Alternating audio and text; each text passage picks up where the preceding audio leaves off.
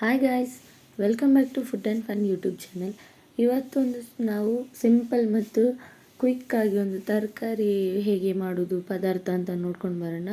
ಇಲ್ಲಿ ನೋಡಿ, ಒಂದು ಈರುಳ್ಳಿ, 2 ಟೊಮೆಟೊ, 2 ಪೊಟ್ಯಾಟೊ, 2 ಕ್ಯಾರೆಟ್, ಆಮೇಲೆ ಸ್ವಲ್ಪ ಬೀನ್ಸ್, ಆಮೇಲೆ ಸ್ವಲ್ಪ ಮಶ್ರೂಮ್ ತೊಗೊಂಡಿದ್ದೇವೆ. ಮಶ್ರೂಮನ್ನು ಮೊದಲಿಗೆ ಚೆನ್ನಾಗಿ ತೊಳ್ಕೊಂಡು ಎಲ್ಲ ತರಕಾರಿಗಳನ್ನು ಹಾಗೆ ಚೆನ್ನಾಗಿ ತೊಳ್ಕೊಬೇಕು. ಕೆಲವೊಬ್ಬರು ಮಶ್ರೂಮಿದ್ದು ಸಿಪ್ಪೆ ತೆಗಿತಾರೆ, ಕೆಲವೊಬ್ಬರು ತೆಗಿಯಲ್ಲ.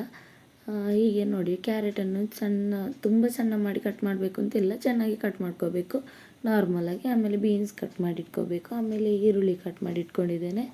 ಆಮೇಲೆ ಒಂದು 2-3 ಕಾಯಿ ಮೆಣಸು, ಆಮೇಲೆ 2 ಟೊಮೆಟೊ ನೋಡಿ ಕಟ್ ಮಾಡಿ ಹೀಗೆ ಇಟ್ಕೊಂಡಿದ್ದೇನೆ. ಆಮೇಲೆ ಪೊಟ್ಯಾಟೊ ಸ್ವಲ್ಪ ಸಣ್ಣದಾಗಿ ಕಟ್ ಮಾಡ್ಕೊಳ್ಳಿ, ಅಂದರೆ ದೊಡ್ಡದಾದರೆ ಅದು ಒಳ್ಳೆಯದಾಗೋದಿಲ್ಲಲ್ಲ, ಹಾಗೆ. ಮಶ್ರೂಮ್ ನೋಡಿ, ಮಶ್ರೂಮ್ ಕೂಡ ಹಾಗೆ ಮಶ್ರೂಮ್ ಸಣ್ಣದಾಗಿ ಕಟ್ ಮಾಡ್ಕೋಬೇಕು. ದೊಡ್ಡದಾಗಿ ಕಟ್ ಮಾಡ್ಕೊಳ್ಳೋದಾದರೆ ಮಾಡ್ಕೋಬೋದು, ಅದು ನಮ್ಮ ಇಷ್ಟ. ಆಮೇಲೆ ಮಶ್ರೂಮ್ ಒಂದು ಪಾತ್ರೆಗೆ ನಾವು ಮೆಣಸಿನ ಹುಡಿ ಸ್ವಲ್ಪ ಹಾಕ್ಕೊಂಡು, ಆಮೇಲೆ ಸ್ವಲ್ಪ ಅರಶಿನ ಹಾಕ್ಕೊಂಡು, ಸ್ವಲ್ಪ ಉಪ್ಪು ಹಾಕಿ ಮಶ್ರೂಮನ್ನು ಅದಕ್ಕೆ ಹಾಕಿ ಚೆನ್ನಾಗಿ ಮ್ಯಾರಿನೇಟ್ ಮಾಡಿ ಇಟ್ಕೋಬೇಕು ಸ್ವಲ್ಪ ಹೊತ್ತು. ನೋಡಿ, ಇದಕ್ಕೆ ಚೆನ್ನಾಗಿ ಮಿಕ್ಸ್ ಮಾಡ್ಕೊಬೇಕು. ಆಮೇಲೆ ಒಂದು 10 ನಿಮಿಷ ಸೈಡಲ್ಲಿ ಇಟ್ಕೋಬೇಕು. 10 ನಿಮಿಷ ನಾವು ಅದಕ್ಕೆ ಅಂತ ವೆಯ್ಟ್ ಮಾಡಬೇಕು ಅಂತ ಏನಿಲ್ಲ.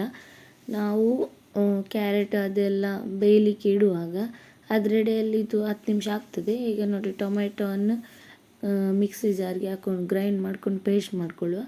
ಆಮೇಲೆ ಸ್ವಲ್ಪ ಸಾಸಿವೆ, ಇದು ಎಂತ ಗ್ರೈಂಡ್ ಪೇಸ್ಟ್ಗೆ ನಮಗೆ ಸ್ವಲ್ಪ ಸಾಸಿವೆ, ಆಮೇಲೆ ಜೀರಿಗೆ, ಆಮೇಲೆ ಕೊತ್ತಂಬರಿ, ಆಮೇಲೆ ಇದು ಮೆಣಸಿನ ಹುಡಿ ಇದು ಫ್ರೈ ಮಾಡಿ ಪುಡಿ ಮಾಡಿ ಇಟ್ಕೊಂಡದ್ದು, ಆಮೇಲೆ ಅರಶಿನ, ಆಮೇಲೆ ಒಂದು ಬೆಳ್ಳುಳ್ಳಿ, ಆಮೇಲೆ ಕರಿಬೇವು, ಆಮೇಲೆ ಸ್ವಲ್ಪ ತೆಂಗಿನಕಾಯಿ, ಆಮೇಲೆ ಸ್ವಲ್ಪ ಹುಳಿ, ಇಷ್ಟನ್ನು ನೋಡಿ ಗ್ರೈಂಡ್ ಮಾಡಿ ಇಟ್ಕೊಂಡಿದ್ದೇನೆ. ಗ್ರೈಂಡ್ ಮಾಡಿದ ಪೇಸ್ಟನ್ನು ಸೈಡಲ್ಲಿ ಇಟ್ಕೊಳ್ಳುವ.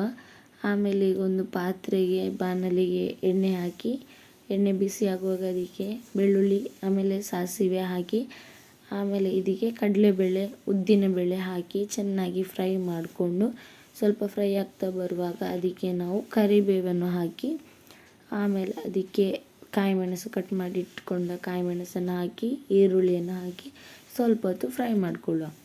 ಸ್ವಲ್ಪ ಹೊತ್ತು ಫ್ರೈ ಆಗ್ತಾ ಇದೆ ನೋಡಿ. ಈಗ ನಾವು ಇದಕ್ಕೆ ಕಟ್ ಮಾಡಿಟ್ಟಂತಹ ಕ್ಯಾರೆಟ್ ಮತ್ತು ಬೀನ್ಸನ್ನು ಹಾಕಿದ ನಂತರ ಸ್ವಲ್ಪ ಅದಕ್ಕೆ ಆಯಿಲಲ್ಲಿ ಸ್ವಲ್ಪ ಫ್ರೈ ಮಾಡೋದು, ಆಚೆ ಈಚೆ ಸೌಟು ಅಲ್ಲಾಡಿಸ್ತಾ ಇರೋದು. ಆಮೇಲೆ ಕಟ್ ಮಾಡಿಟ್ಟ ಪೊಟ್ಯಾಟೊವನ್ನು ಕೂಡ ಹಾಕೋದು, ಅದನ್ನು ಕೂಡ ಸೇಮ್ ಮೆಥಡ್ ಆಯಿಲಲ್ಲಿ ಸ್ವಲ್ಪ ಫ್ರೈ ಮಾಡ್ಕೋಬೋದು ಅದರಲ್ಲಿ. ಆಮೇಲೆ ಸ್ವಲ್ಪ ಹೊತ್ತು ನೋಡಿ, ಅದು ಫ್ರೈ ಆಗ್ತಾ ಇದೆ, ಅದು ಪೊಟ್ಯಾಟೊ ಇದು ಸ್ವಲ್ಪ ಕಲರ್ ಚೇಂಜ್ ಆಗ್ತಾ ಬರ್ತದೆ. ನಾವು ಎಣ್ಣೆಯಲ್ಲಿ ಫ್ರೈ ಆಗ್ತಾ ಇದ್ದಾಗೆ ತರಕಾರಿ ಕೂಡ ಹಾಗೆ, ಬೀನ್ಸ್ ಕ್ಯಾರೆಟ್ ಕೂಡ ಹಾಗೆ ಎಣ್ಣೆಯಲ್ಲೇ ಫ್ರೈ ಆದ್ರೇ ನಮಗೆ ತಿನ್ನಲಿಕ್ಕೆ ಟೇಸ್ಟ್ ಆಗ್ತದೆ. ಅದಕ್ಕೆ ಮೊದಲು ನಾವು ಎಣ್ಣೆಯಲ್ಲಿ ಫ್ರೈ ಮಾಡ್ಕೊಳ್ಳೋದು. ಮತ್ತು ಇದಕ್ಕೆ ನಾವು ಮಶ್ರೂಮ್ ನಾವು ಸೈಡಲ್ಲಿ ಇಟ್ಟಿದ್ವಲ್ಲ, ಅದನ್ನು ಕೂಡ ಹಾಕೋದು ಇದಕ್ಕೆ ನೋಡಿ. ಅದಕ್ಕೆ ಈಗ ಉಪ್ಪು, ಆಮೇಲೆ ಮೆಣಸು, ಅರಶಿನ ಹಾಕಿದ್ವಲ್ಲ ನಾವು, ಅದು ಚೆನ್ನಾಗಿ ಎಳ್ದಿರ್ತದೆ. 10 ನಿಮಿಷ ಜಾಸ್ತಿ ಆಯ್ತದು ಇಟ್ಟು ನಾನು. ಈಗ ನೋಡಿ, ನಮಗೆ ಎಷ್ಟು ಟೈಮ್ ಇಡ್ಬೋದು ಅಷ್ಟನ್ನು ಇಟ್ಟು ಇದನ್ನು ಕೂಡ ಹಾಕಿ ಎಣ್ಣೆಯಲ್ಲಿ ಸ್ವಲ್ಪ ಹೊತ್ತು ಆಚೆ ಈಚೆ ಮಾಡುವ. ಅಣಬೆ ಇದು ಮಶ್ರೂಮ್ ಉಂಟಲ್ಲ, ತುಂಬ ಹಸಿ ಸ್ಮೆಲ್ ಅದು ನಿಮಗೆ ಕೂಡ ಗೊತ್ತಿರ್ಬೋದು. ಅದು ಹಸಿ ಸ್ಮೆಲ್ ಹೋಗುವ ತನಕ ತುಂಬ ಫ್ರೈ ಮಾಡಿ ಸ್ವಲ್ಪ ಹೊತ್ತು. ಆಮೇಲೆ ಅದಕ್ಕೆ